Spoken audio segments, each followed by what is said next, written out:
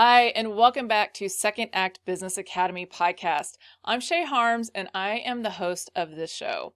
If you're watching this for the first time in YouTube, let me just tell you that this is the first time that I have decided to put one of my podcast episodes on my YouTube channel. So I'm doing both a podcast, which you can find in iTunes and Spotify and all the great podcast players, or you can watch the video in YouTube. So if you go to shayharms.com/YouTube while you're listening to the podcast because you want to see my guest that I'm interviewing today, I highly encourage you to check it out. Today's episode is really exciting for me because I haven't interviewed anybody at this level before. Usually the entrepreneurs I interview are successful, but not quite in the range that this guy is. Once upon a time, many years ago, on a podcast I used to do called Slender Safari, I interviewed a guy that was kind of similar to the guy I'm interviewing today. He was muscular and he was into health and fitness, and I was so intimidated to interview that guy that I kind of gave up on podcasting for a while. It really rattled my nerves, and I thought, I am never going to interview anybody that intimidates me like that again. But this guy that I'm interviewing today, this guy is super cool. He's like one of the nicest people I've ever met. And it really goes to show when you listen to this episode or watch this episode and you see or understand what he's talking about on how we should treat people, how you can bring people up or how you can kind of push somebody down, you'll understand what I'm saying. For instance, I shared a promo trailer with him that he shared with his audience, and the way he phrased it was that he had a chance to be interviewed by this wonderful woman. Me, I'm the wonderful woman. But you know, when you read something like that, those words kind of really resonate with you. It makes you feel good. It makes you feel good about yourself, especially when you're somebody like me who is overweight, talking to this guy who is super fit and probably has 5 to 8% body fat on him. I have no idea. He's really super fit. So that in itself is an intimidation factor. But this guy, he blows me away. You know, in online business, we hear all the time how you need to give stuff away for free. You have half the crowd that says, oh no, you need to charge as much money as possible. Be a coach, charge $5,000 a month, or charge at least a minimum of $1,000 a month.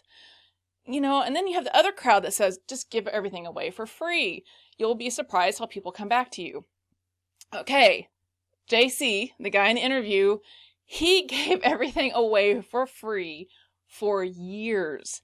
And he had no intention of really making this into a business. But his intention of just helping people turned into a business. It is like the proof that we needed to understand, yes, you can give things away for free and people will respect you and they will like you even more for it. Okay, so enough chatter from me. You just need to watch this video or listen to this podcast and see for yourself what you think of JC. Here we go. On today's episode of Second Act Business Academy, I'm interviewing an exciting guest who was a typical computer guy working 9 to 5 just a few years ago. But he also had a passion for health and fitness. What started off as an idea to help others turned into a WhatsApp group, followed by a Facebook group, and an overall platform for fitness called FITTR. He borrowed $1,000 from friends and family and has now turned it into a $15 million business, totally bootstrapped. After witnessing my coworker's successful transformation in 2019, I learned about FITTR and wanted to have my own transformation. A few weeks later, I was talking to the founder, and today I'm asking him the secret to his success and where he will go from here. It's my pleasure to welcome Jitendra Chouksey, otherwise known as JC, to the show. Hey, JC. Hey, Shay. Thanks a lot for that kind introduction. And excited to be here, Well, I gave everybody a 10,000-foot view of who you are, so why don't you tell us a little bit more about who JC is? Oh, yeah. Okay. Well, I guess I'm just a regular guy, who one day woke up differently than usual days. And I guess that was the day when I decided to do something about helping people get fit.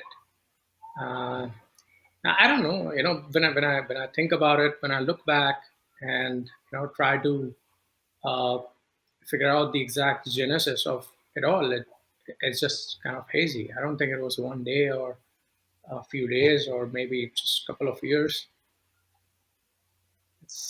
It's all very hazy, So when people ask me who am I think I'm just somebody who's trying to uh, look for answers. I just found one thing that it feels amazing when you help people. So that's something which I'm doing along the way. But the ulterior motive is just to find answers to all these big questions that keep running in my head. So if you ask me who am I guess I'm just somebody who's seeking something. What exactly is it? I don't know. I saw that you mentioned that in a Facebook post earlier this week that you wake up with all these ideas in your head. Is it just like business ideas, or are you just trying to like save the world, or what's going on in your head? I don't know. I guess it's a lot of stuff, really. I mean, it's not definitely. I don't think I'm enough to save the world, but I'm trying to do my best. But at the same time, I don't think these are business related ideas. It's just a mix of stuff. And I'm a very keen observer, so everything I see, everything I think about, everything I talk about, they somehow keep getting more and more complex, and then they just start bothering me and have to like go down to the bottom of everything, and then yeah, so it's like a mix of so many things, a lot of things. My head is like it's like a kid's brain, curious, always asking questions. So That's funny because when I do that, everybody accuses me of being an overthinker. And because I do that all the time, I'm constantly asking questions and I bug people until I understand something. I will keep asking questions. So apparently it's paid off for you. So maybe I just need to stick to that intuition and just keep asking more. yeah, I guess. I mean, I don't know. I just don't feel like I'm somebody who would settle into a normal life. It's like I'm just way past that phase where I could just settle into a happy go lucky kind of life. It's just way too many questions which need answering. And so, yeah. Well, let's go back a little bit and talk about your back history because I mentioned that Mhm. you have this business called FITTR, and I think you have a video out there that talks about how you had to deal with bullying when you were younger, like a teenage year. Is that kind of where everything really begins? Yeah. So I'm from a small village in India, a very, very tiny village, roughly 200 people inhabited. And even now, like it's a pretty remote village in central part of India, Madhya Pradesh. And surprisingly, I was the only kid in my entire village. I mean, along with my sister, who's no more, who got proper education back then. And uh, growing up, it was fun. I don't know. I mean, I don't have any complaints. It was just a regular life of a village boy who was also forced to go to school because I have to be honest, I didn't enjoy going to school. And also because I was a little chubby. And like now I call myself chubby, but pretty sure back then I felt, fat and ugly. And that was something which was constantly being pointed out to me by my colleagues and classmates. And yeah, so, I mean, for a very long period of time, you just get accustomed to it. You don't feel bad, and then Hmm. and then as you grow up, you start realizing, okay, this thing is getting too much. It started bothering me. Maybe it's my fault. Maybe there's something wrong with me. Maybe I should just try and do something about it. So yeah, I think I was in uh, class 8, and that's how we have numbers in the class and everything. Hmm. So I was in class 8, and there was this friend of mine, and he said, uh, "Keep eating so much. Why don't you do something about it?" And I was like, "Okay, tell me what do you have to do?" And he said, "Why don't you join a gym?" And I was like, "Okay." So I asked my dad about whether I should go to the gym, and he said, "Why do you want to go to the gym? It's all the bad guys go there, you know, because it's a shitty gym, like." So I said, "No, I want to go because I'm really being bothered by my fitness levels, and people are teasing me. I have to go."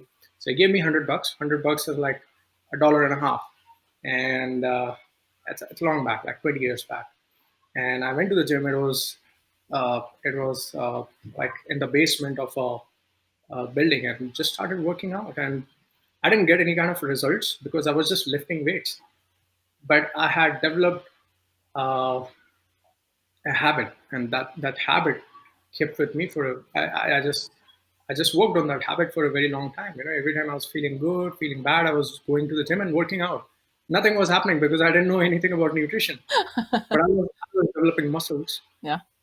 Obviously, they because I was lifting weights, so the muscles were developing somehow, and I guess it just became a part of my life. So for a very long time, I continued just working out, and then I think roughly 10 to 15 years back, not 10 to 15 years back, 12 years back, when I moved to the big cities, when I got my first job, Mm-hmm.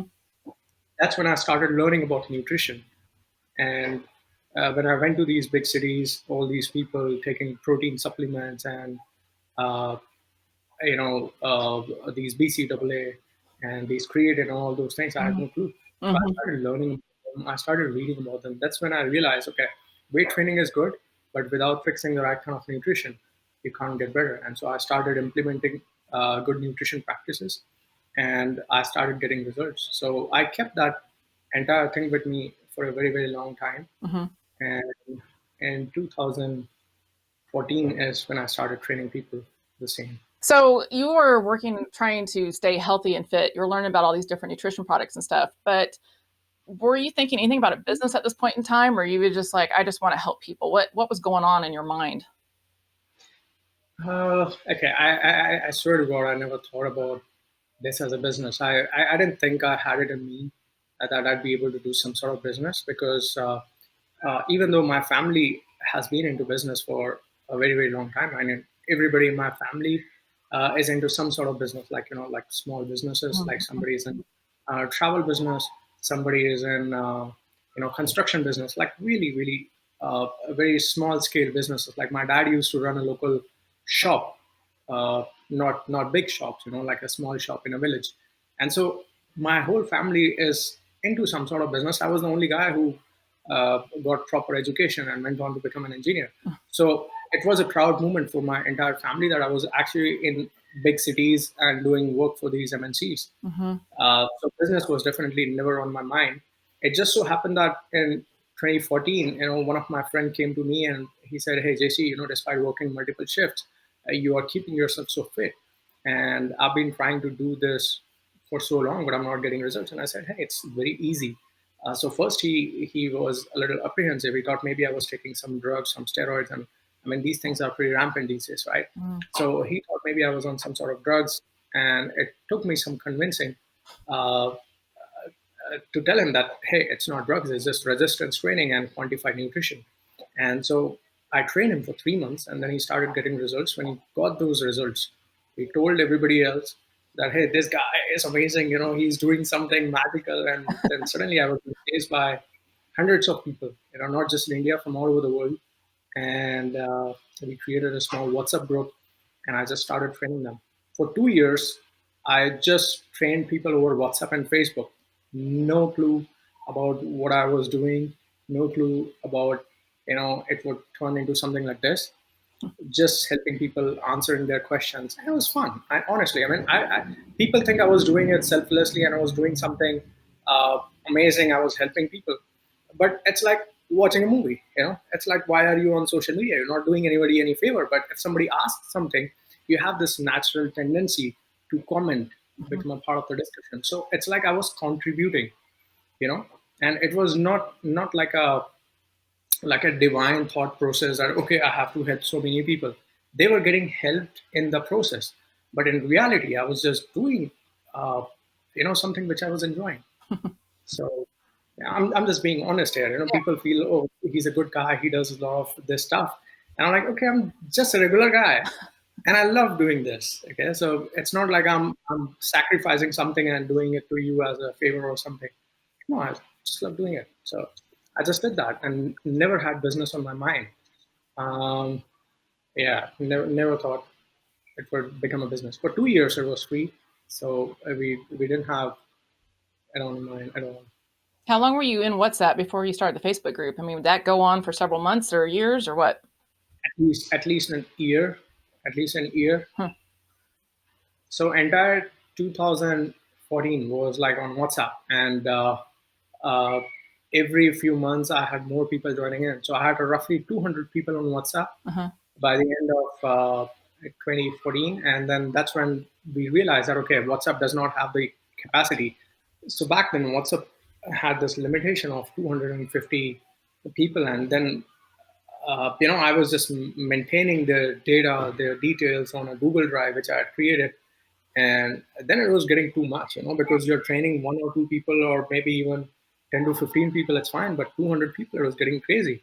And I had to figure out a way to organize, because even when, like people would just bother me at midnight, people would just ping me, people would just call me, it was getting too much. And I had a small daughter who was a newborn, and I had a wife who was getting crazy. She was like, dude, what are you doing? You are just answering these people, we are there too. And we are your family. And so it was getting too much. And I realized that maybe I have to figure out a better way to organize the whole thing. Mm-hmm. So I just moved everything on a Facebook group where more people could join. And I started uploading everything that people were asking in the form of small documents, like what is quantified nutrition, how to decide what sort of diet should I be going on, what is calories in versus calories out, the same kind of repetitive queries which I had to uh, post again and again on WhatsApp. I just uploaded it on a Facebook group in the file section. So although I was trying to solve a problem and organize everything so that my workload would get lesser, it did not. Because, yeah, because Facebook opened itself to a lot more people. Uh-huh. And within the next 3 to 4 months, we had like 25,000 people joining the Facebook group. That was crazy. 25,000. Yeah. And this 25,000 people. word of mouth. I mean, people are just sharing it, going, "Hey, check this out. This guy's helping us lose weight or get fit." Or exactly. Yeah, that's exactly how it happened. that's like everybody's dream on online business. We all want to say, "Hey, we created this awesome Facebook group, and it takes off like wildfire." But it doesn't happen that way all the time. What was different? Why did yours take off so much? I guess in my case, it was very easy because I was training some people who were really unfit. And like, for example, this friend of mine, Ali, he was 108 kgs, and he trained with me. And within 6 months, I think he dropped some 30 odd kgs. And Wow. he was a famous guy in his community. Mm. And because he was the guy who used to cater food for all the community members, so weddings, parties, religious stuff. So he was the guy who was catering. So and then he started going to these places, and people would not even recognize him. Similarly, there was this guy Ankit, and he was a dentist, and he had similar kind of problem. He was 90 kgs, and after like training with me, he went down to some 65, 63 kgs. Uh-huh. Short guy, and after doing that, people would not recognize him. He tells me this incident when a lady walks in and she asked him, "Where's his dad?" Yeah, because That's got yeah, to make him feel great.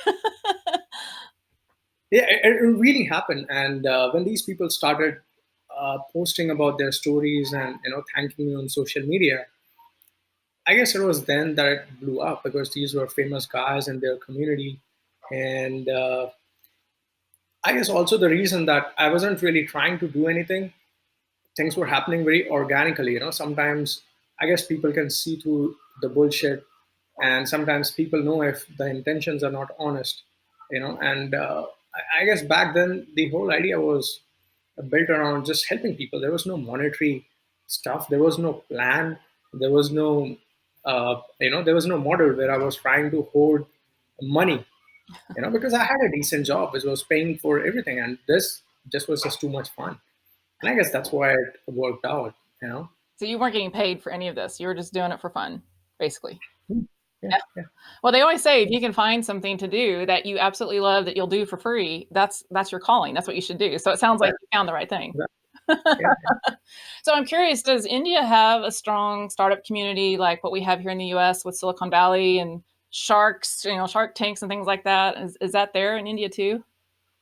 Well, we definitely don't have Shark Tank here, and but we do have a strong startup community. Like we have a lot of startups coming from India. Some of the startups have moved on to US. In fact, if you see a lot of startups are actually, India is the third largest or fourth largest uh, startup country, which is producing roughly 6,000 startups a year. Wow. And so, yeah, and which is I think third or fourth in the whole world. So I guess it's the US, then China, then Canada, and then right there you have India. Yeah. So we do have a pretty strong startup system, and I think the government is also becoming more and more supportive because they realize that startups are really important for the economy, Mm-hmm. and they create more jobs. And so yeah, we do have a startup ecosystem. It's not as strong as the Silicon Valley in the US, Mm. but I'm definitely positive about how it has been evolving in the last few years. Mm-hmm. So it's definitely booming. Yeah. It's a huge market. Yeah. I believe that. I mean, I know so many people that I work with that are all computer programmers. And I mean, you get all that knowledge, and you have people that are outside of that realm too. I mean, you have the technology people, but then you have people that are just highly educated that sometimes are finding it's hard for them to find jobs in India. So now they've got this amazing mind that they need to put to focus somewhere. So now they're going to start up businesses and help other people, which I think is awesome. I love startups. I think they're cool. So, Yeah. okay, take us back to where you took this from being a WhatsApp and Facebook group, and now you're thinking monetizing and turning it into a business. How did that take place? Again, that was just purely from organizing stuff. We realized that a lot of uh, people were like transacting money in the Facebook group, Mm-hmm. wherein all the information was free. And then some people in the Facebook group were like, okay, why don't you pay us the money, and then we will train you. And then we realized, okay, this is bad because I put all the information out there for people to use for free, Mm-hmm. and then there are some leaders who are just trying to fool people, calling themselves as experts. And when I looked around, it seemed like it's not just a problem limited to that group. Everybody who got some kind of information on their hand was holding it and was selling it like it was some kind of amazing thing. And people were paying X amount of money because for them, I guess it was a matter of life and death. And immediately I felt that there was a responsibility on my shoulders to make sure that this rampant business that was going on underneath without any kind of transparency, accountability, Mm-hmm. uh, we have to address that. And so to address that, I realized, okay, there's these e-commerce platforms like Amazon, and back in India it was Flipkart. And the best thing about these e-commerce platforms was that they were very convenient, and they allowed people to make a choice, an informed choice based on people's reviews, people's feedbacks. And it was not just blatant marketing or advertisement. It was like people were looking at the products, they were purchasing the products. If they didn't like the product, they had the option to replace the product. Mm-hmm. So it was absolute value for money.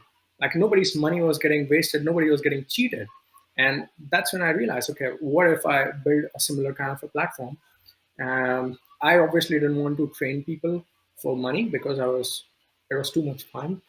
Uh, and I realized that I can't do that because I had my job. So I started educating people who were once my clients, and some of those clients were actually jobless and people who were depressed and were going through a lot of mental issues. Mm-hmm. So I said, okay, maybe let me just train these guys, educate these guys, so that they can become coaches and can train people, and people can pay them some money. So essentially, the way it evolved was that I would train people, educate them, and then these people will train many more people. So essentially, I was reaching out to many more people. I was indirectly Mm-hmm. training a lot more people, you know. And so that was the idea which we built in the website, the first website, which was called squats.in.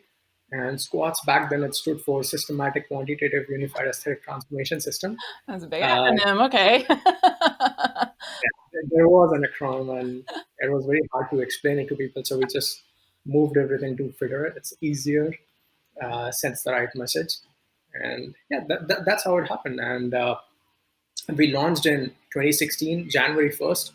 And in the first month, we got roughly 139 people who signed up with 14 of our coaches. So we were profitable from day one. And because people were constantly getting results, because the community was growing, because everything was available for free, And I think people just saw the intent right through it. Everybody would just back me up. Like I don't know, it was just crazy, you know. Like sometimes I look back and I think about it. If it wasn't for the community or the people, I don't think I'd be here. Mhm. So I owe them a great deal. And I guess that's why I keep doing whatever I can to make sure things improve. You know, I just owe them way too much. It's funny because Yeah. being a part of your community, everybody inside the community feels like they owe you so much because of how you're changing their lives. So, And it's actually the opposite, because if you think about it, you know, I was just a regular guy who had nothing. Nothing as in like I was happy in my regular IT life, but I think I didn't have a purpose. So because of these people, now I have a purpose. So if anything, I owe them everything. You know, every day of my life, if I have to do something, I have to make sure that, you know, somehow I'm doing it for them. You know, because I owe them just way too much for wherever I am. So that's how it is. And when these guys they thank me, I'm like, you guys are crazy. it's all full circle. I love it. So did anybody encourage you to do this in the beginning? I mean, was it like, I need to do a business based on what you were just telling us? You wanted to build a business, but did you have other people who are like, JC, you have to do this. This is so important. And I mean, was there any of that? Or was it just like, I know I'm going to do it and you just did it and it was done? Nah, I don't think there was anybody. If anything, there was just people, they were friends who were concerned what the hell I was getting into. Because I remember explaining people, hey, I want to help people, I want to do this, and this is how we can do it. And people were like, why aren't you just doing your job? I was like, yeah, that's a great plan, but what about this idea in my head? You know, I somehow feel that this would work and this will make people's life even better and more people can get fit. And like, no, why do you have to worry about people? Why don't you just focus on yourself? Like, what about this thing? So I had to get out of me. You know, I had to get it out of me. So it was just me. But luckily, I found some people in the Facebook group who were also some of the people who were training uh, through the Facebook group, who got results in the Facebook group. So they knew that I was a good guy, at least back then. Mm-hmm. Even I mean, I hope they think I'm still the same good guy, but yeah, they back me up. Those guys are, by the way, part of the company. Some of them have become directors in the company. So they just back me up, and I asked them, "Hey, I don't have money. Uh, yeah, IT industry in India doesn't pay as much. Okay, so I didn't have the money, and so I said maybe what we should do is we build a website and collect some money. So we collected $5,000, which is like uh, less than $100, and I collected from 7 of 8 of the stakeholders, and I put some money from my pocket and some I took from my family, and I collected like 1 lakh rupees, 90,000 rupees, which is roughly 1,100, $1,200, and we built the first website, and that's it. So did you build it personally or were you just kind of overseeing? But I did the design. Mm. Um, I had some design experience, like a UI design. So I did the UX design, UI design, and there was one more developer who was a good developer, so he did it. Mm. So he was a freelancer for which we needed the money. Mm-hmm. So for hosting and his monthly fee. Okay. Yeah, That's awesome. So what was your initial business idea back then when you're getting ready to launch? And is it the same as it is today or has it changed? it's the same model. Okay. The model hasn't changed. Back then, also, it was the same model. Like, hey, we are not going to advertise our services. We'll not promote anything. We'll not tell you to enroll with one of our coaches. There's a group. There's everything you need to get fit. Use it. Either become a coach with us, or just use the information. Get fit. Inform others. Do whatever you want to do. And if you are finding it difficult, then maybe there's a coach who can guide you for a nominal exchange, which is $100 for 3 months. And if you like it, that's fine. If you don't like it, you get your money back. Mm-hmm. So we provided 100% money back guarantee for people who are not satisfied. Even now, there are people who come back and say, hey, last year I took your package. I was expecting to lose 10 kgs, but I lost 7 kgs. I need my money back. And we are like, okay, sure. So Isn't that's that how, hard to let go of that money? I mean, you work so hard to get it. Here you go, here's your money back a year later. I mean, I can understand if they weren't getting results right away, but a year later. I know all of those people, they come back. Mm. So we realize that even It was very hard to explain to our coaches because the coaches felt like, shit, we've been working very hard and people have these high expectations. How do we explain them Yeah. that? I said the first thing you have to do is make sure that they understand that you're not in it for their money. And so if they feel like that you have not provided the services worth their money, then I don't think you are entitled to take their money. And I think this is the key to any business, because most businesses fail when people fail to see the value in the business. And in our case, we have constantly made sure that people understand the value of it. If they don't see the value, we just refund them their money. So at least what you're doing is you are preventing any kind of bad mouthing. Nobody can say, "Hey, squats cheated us," or "Squats didn't give us results." We openly tell people that, hey, if you're not getting results with squats, results with FITTR, just take your money back. Or if you want, we can assign you a different coach. We can restart your package. So that's how the initial philosophy was. That the same philosophy we have now. When we started, it was 30 days. Like, you could ask for money back within 30 days. Now it's like you can ask for your money whenever you want, even after a year, no problem, because we know somehow people will come back. Uh-huh. And so that's how it has been. I think it's just a very, very open and very, very transparent system. I mean, it's a group of 550,000 people, right? If you're doing anything wrong, people can just openly post there Uh-huh. for everybody. Yeah. Yeah. So there's no margin for you trying to fool people, or there's no margin where you get away with doing some kind of shady or shitty stuff.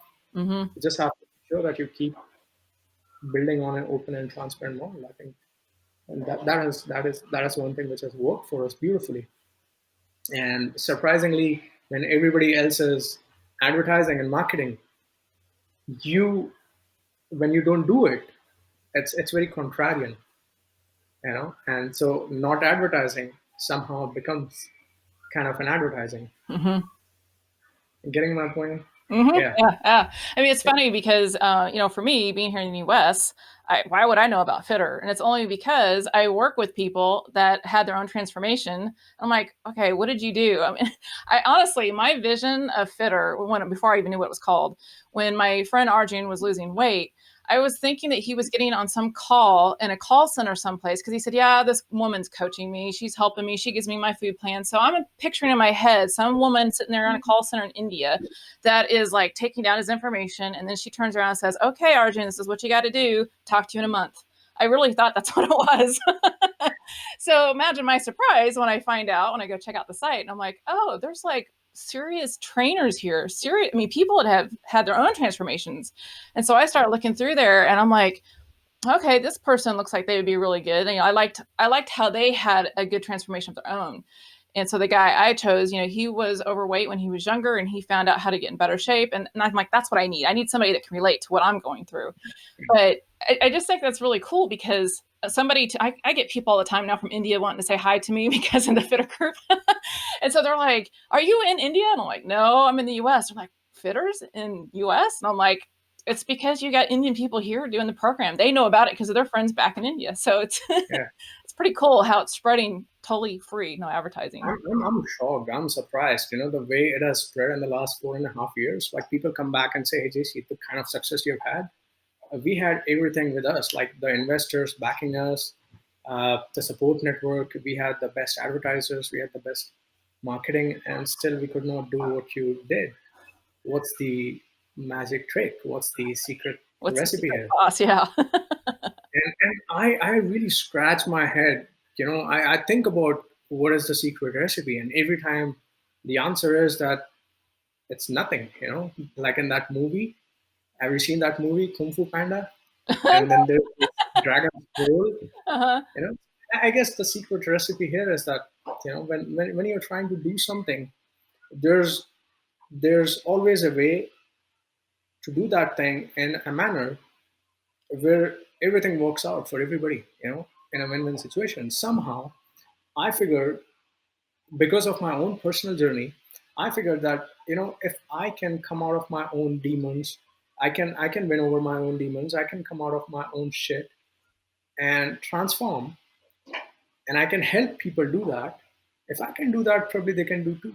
Mm-hmm. And it's like just continuous education. You teach, you learn, you become a teacher, you teach, and then they teach, and then they teach. So it's basically a kind of a network effect, and it spreads. Mm-hmm.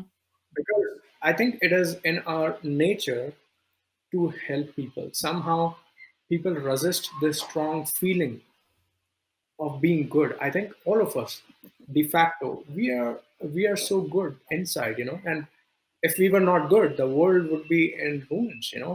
Every time the world is in ruins, somehow people always stand up and fix things. That's because that's our de facto. Out of all the species which are going extinct because they could not do anything, and look at humanity, we are still surviving because somehow we have that capability to build stuff.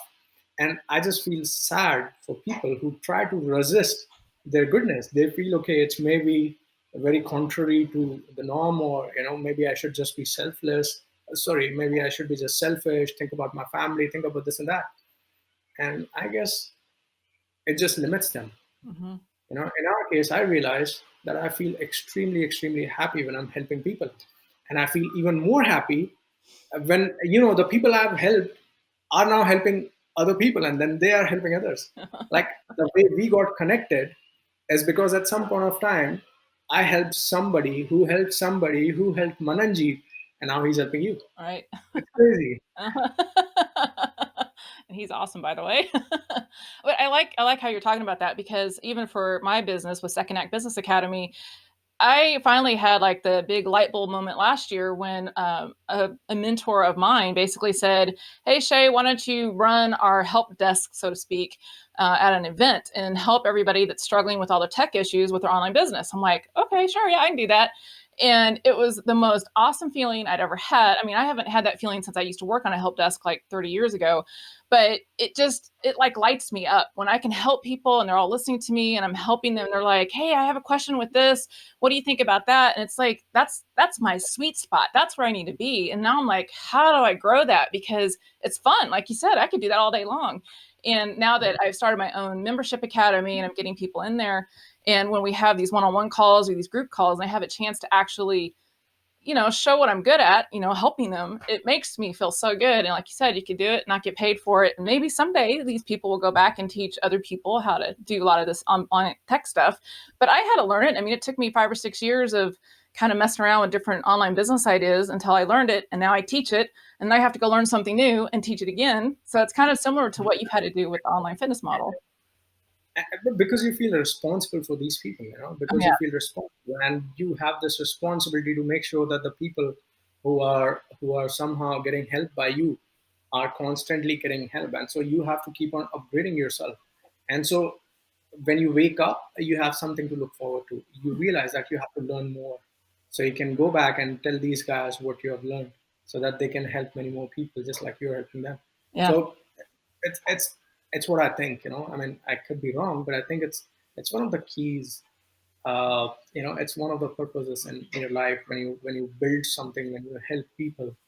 It just it comes very naturally. So people should not resist. If they feel like they need to lend a helping hand to somebody, you should just go ahead and do it. It Mhm. doesn't matter what people think, or it doesn't matter if you're if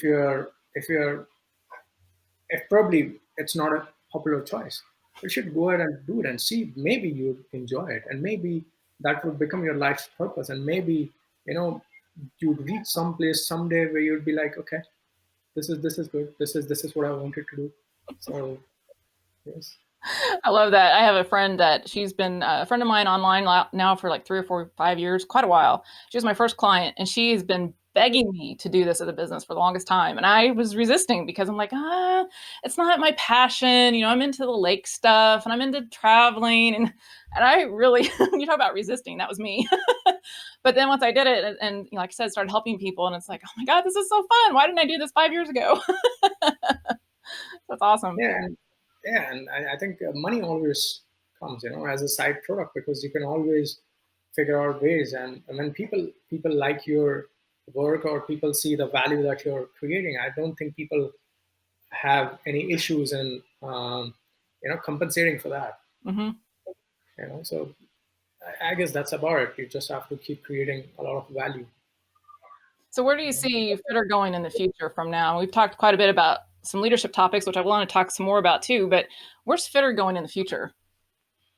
Well, I feel like there's a lot of social media platforms, and there's no proper social media platform for fitness where people are just uplifting everybody up, and everybody, and there's no there's no bullying, there's no harassment, because I realized growing up it was really tough for me to deal with all these kind of things, and I wish I had FITTR for me. So FITTR was not there for me. So I want to make sure that FITTR is for my daughter who's 5 year old, and for all the kids and for all the people who are going through similar issues like I did, and that they don't feel isolated, they don't feel lonely, and I mean it worked out for me somehow. Everything worked out for me somehow, and so I'm just trying to create a soft landing pad for people. So I just wish FITTR to be a community of people who are compassionate, who understand and genuinely care about people and help them and whatever issues they're facing, fitness being one. Mm. So that's what I want to do. Back in 2015, we used to have this crazy number of reaching out to 50 million people, making them fit. Now I don't have any number in mind. I think everybody should be a part of it, and everybody should emulate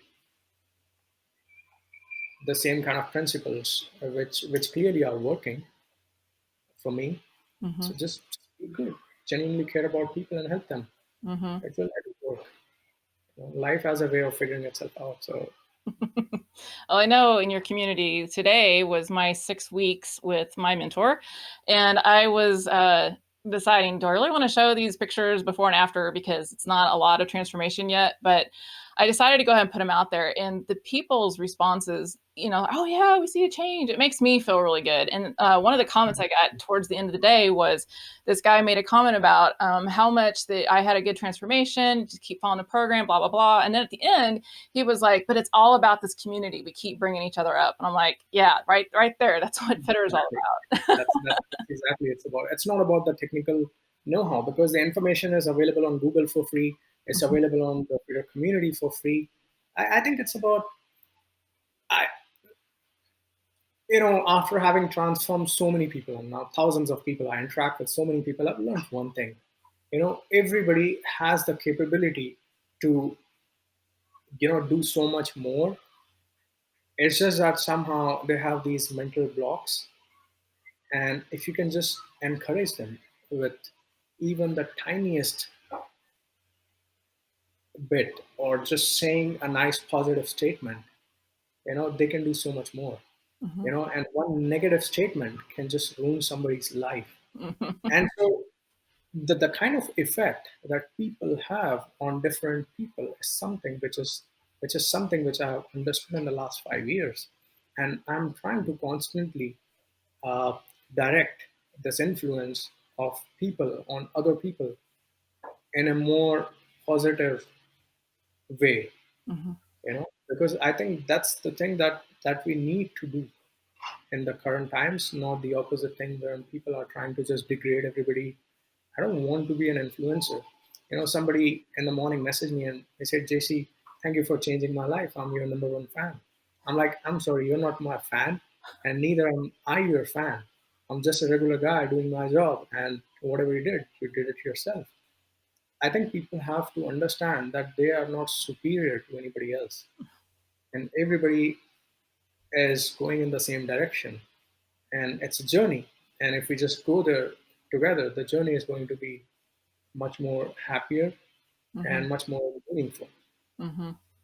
Because no matter how fast or how slow you're going, we are all going in the same direction. You know, Absolutely. we've all got limited number of years, Mhm. and so I think people somehow choose to forget this big truth of life, that after everything said and done, you are going to die one day, and so is everybody else. And so It does not make sense for you to somehow feel yourself as superior to somebody else. That's just wrong. And what about You know? people that feel like they're inferior to other people, and especially like when you're overweight and you feel like I'm not like that person. I'm not Exactly. that person, you know? And that's why it's important for people like me who are in some position to reach out to people and tell them, hey, you're not inferior. You are there with us. We are there with you, and you are probably even going to do more amazing things. You know, and we'll be happy for you. So that's what we have to do. Because, like I said, it's working out for me, and I'm not making it up. I'm not some spiritual guru. These are things that I've practiced, and they worked for me so beautifully that I don't believe there is any other way of doing it. Hmm. You know? This is the absolute win-win situation for everybody involved. Everybody. So Hmm. I don't see myself, or I don't see any other way out of this thing. So this is the most absolute way. You should reach out to absolutely everybody who's there, help them out. Build a community of people and try to make our journeys comfortable. I think the best part of my day is when I talk to people. It's not like I'm doing uh, some kind of amazing thing otherwise. I think the most beautiful, the most amazing part of my day is when I talk to people. So why should there be any kind of change? If That's people funny. are making if people are making our lives beautiful, and if people are what's giving our life relevance. I mean, we are social animals. We always seek relevance. We always seek purposefulness, and somehow everything ends up with people in it. Hmm. Why do we have to ignore that side of ours? You know, I'm Right. just saying, there we are people, Well, it's and we like have to. I was talking to Mananjeet last night, and I was just kind of asking him what he felt being a mentor inside of FITTR, and he praised you quite well. But he also was just saying, because it's the human touch, and I'm like, yeah, that sounds like something JC would say. And that's what it is. It's a human touch. So he spends a lot of time working with a lot of people and helping them with, I guess, their questions or their concerns. I try not to bother him. I mean, I know I paid money to have a mentor help me, but at the same time, it's like I don't want to be that person that bugs them all the time. I don't know how many people think that way, or if everybody has so many questions that I don't know. But the human touch must be working. Yeah, I mean, you should bother them as many times as you can. Last last night I posted in the group about when these guys started out in FITTR, all these coaches who are now famous coaches, right? Uh huh. They started like normal people. The main reason I posted it was to show people that, hey, look, within 4 years, people have went from A to B to C to D to Z. Like Mm-hmm. people are constantly upgrading. So if you are out there thinking, hey, this guy did it, look, you think we are the guys who don't make mistakes. Look, these are our mistakes. Mm-hmm. We were this stupid 4 years back. We were so stupid and dumb, and look, now you're thinking we are not. We are still stupid. Our future self will always find our past self stupid.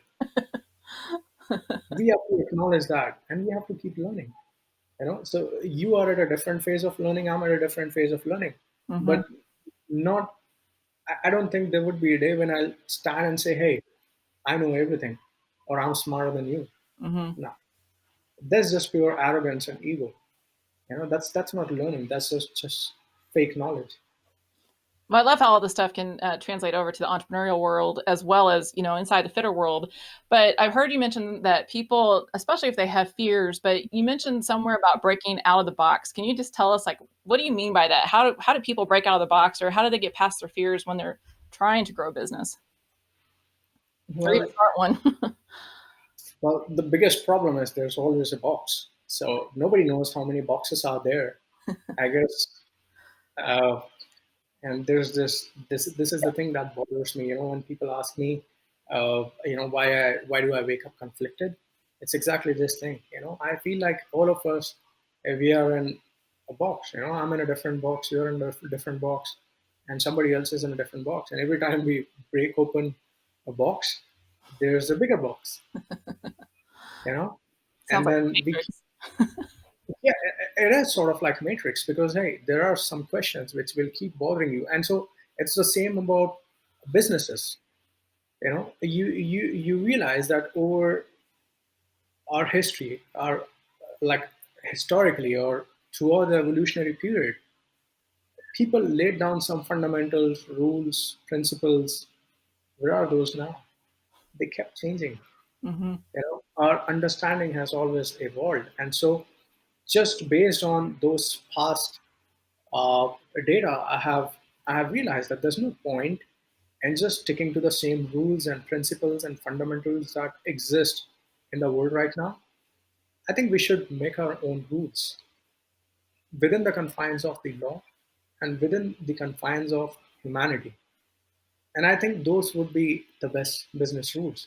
So if you ask me, hey, what are some of the key rules to entrepreneurship? I'd say I don't know. You know, Create your just own. just be a good person, create value.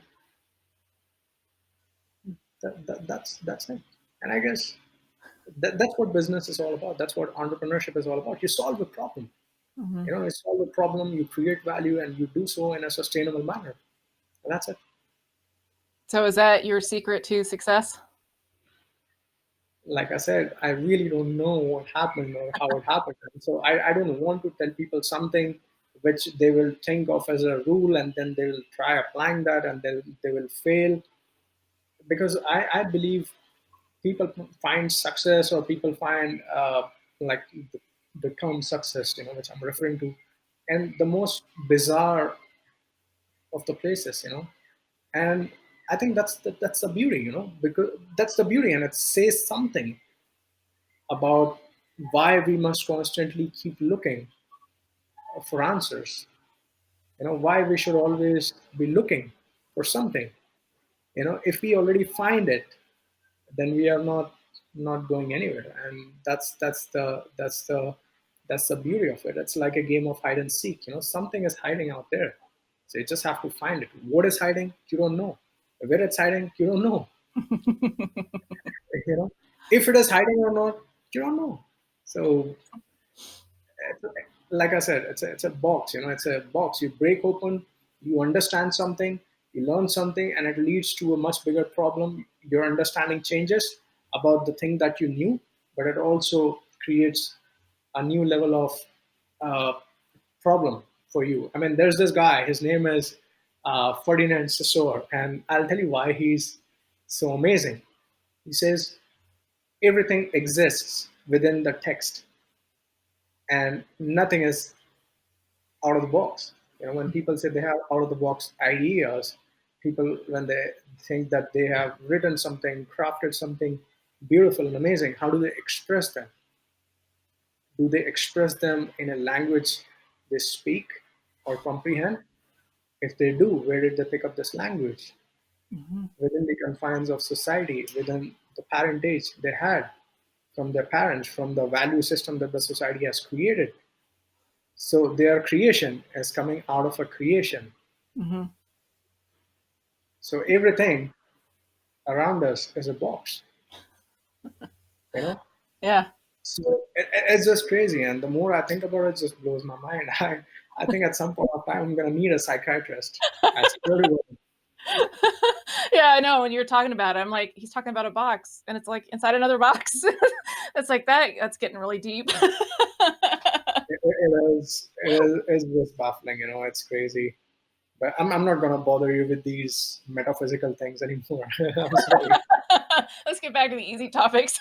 Yeah, yeah, What? yeah. Let's pick up. So I know you're a dad, you're a husband, you're a business owner. So how do you do all this? What's the day in the life of JC? Because I know you're also on social media, like seems like 24/7. So how do you do all this? Well, yeah, I have to be honest here. And yes, I am guilty of using social media a lot, and not because I enjoy doing it. In fact, I did hire a team for a brief period of time who was handling my social media because it was getting too much. But then I realized that people can make out if it is me or it's just my team. And also, Mhm. I got back to social media. I'm just answering people's queries. Uh, a typical day for me starts very early in the morning. So I wake up at 5:30 or 6 in the morning, and I always start my day with a workout. And I Mm-hmm. go with my friends. So we have four of us: me, Rohit, Sashank, and Adi.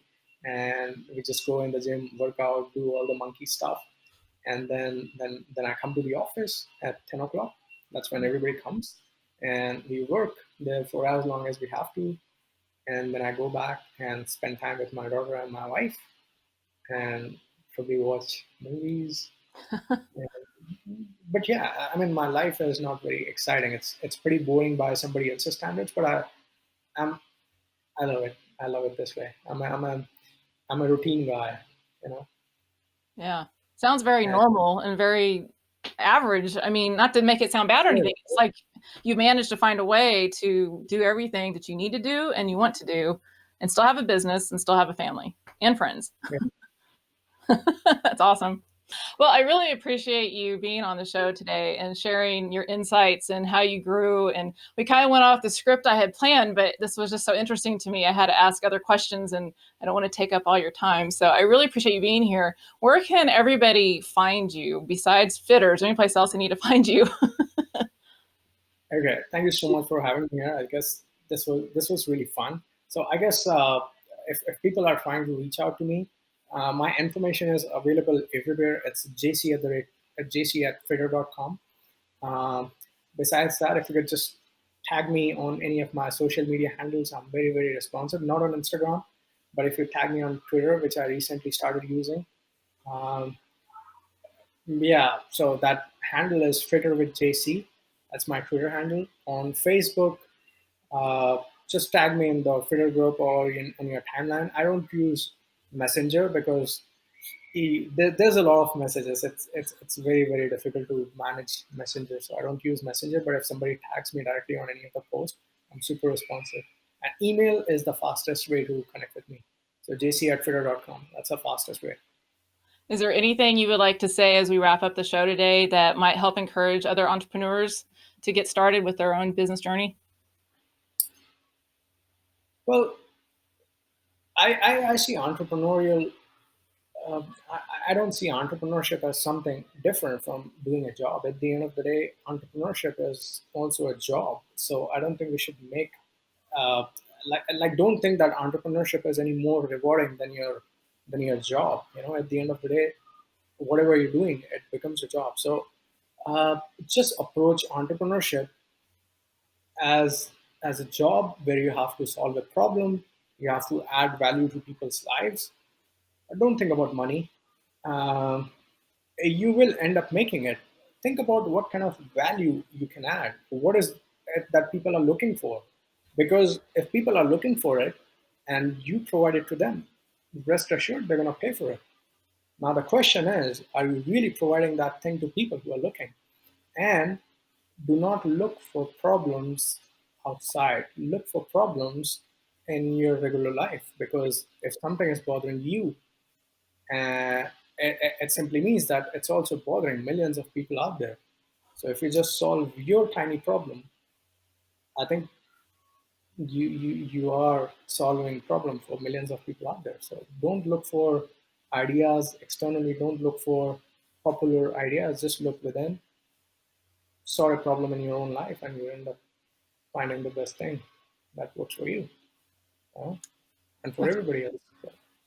That's awesome. That's really a great way to end the show. And I really, again, appreciate having you here today. And I'm glad I have an opportunity to get to meet you through our video. And thanks for being here.